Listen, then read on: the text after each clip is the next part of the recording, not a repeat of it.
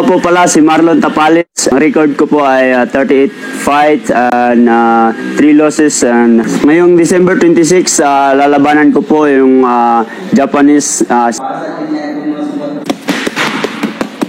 Backward upper hook na yun. Let's do it. Red and blue trunks. Marlon Tapales in the black.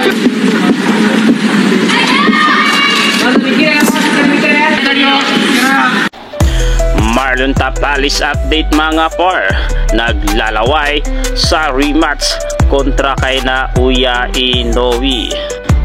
Higit pang pag-iibayuhin ni dating 2 Division World Champion Marlon Nightmare Tapales ang kanyang rango sa junior featherweight sa pagbabalik sa bansang Cambodia kontra Indonesia knockout artist Junjun Triple G-Jit para sa 10th round World Boxing Council WBC International Silver Super Bantamweight bout sa Abril 14 sa Siem Reap City.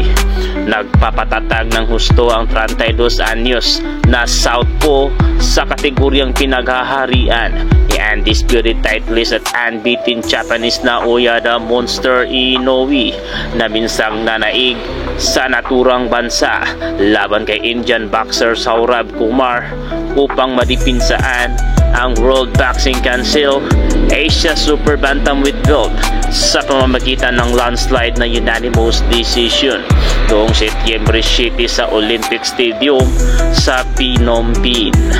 I'm thrilled to announce that I'll be fighting on April 14, returning to the beautiful Cambodia. Saad ng Tubong Lanao del Norte Province sa kanyang social media post. I'll be facing Junjun Jit for the WBC International Silver Super Bantamweight title.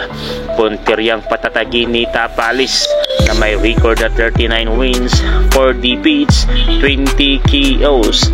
Ang kanyang pwesto sa world rankings na determinadong muling makaharap ang 2-time undisputed champion na si Inoue para sa isang posibilidad na rematch habang patuloy itong nagahari sa naturang dibisyon.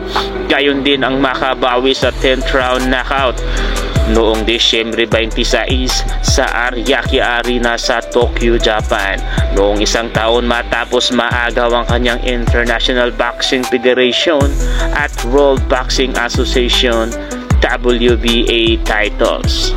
Umaasa ang kampo ni Tapales mula sa maayos na pagiyan ni head trainer Ernel Fontanilla na sakaling magtagumpay muli ito sa mga susunod na laban ay hindi malayong makalaban nito si Inoue sa title fight matapos nitong lumapag na number 1 sa The Ring title, number 2 sa WBC at sa dating dalawang titulo na number 3 sa IBF at number 4 sa WBA.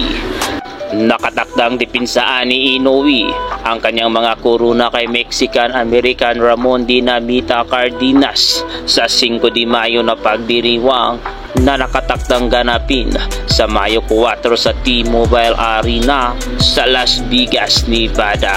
Nitong Enero ay matagumpay na nadepinsaan ni Inoue ang kuruna laban sa kanyang katunggali na si Yi Jun Kim sa 4th round knockout sa Ariake Arena sa Kotoko, Tokyo, Japan.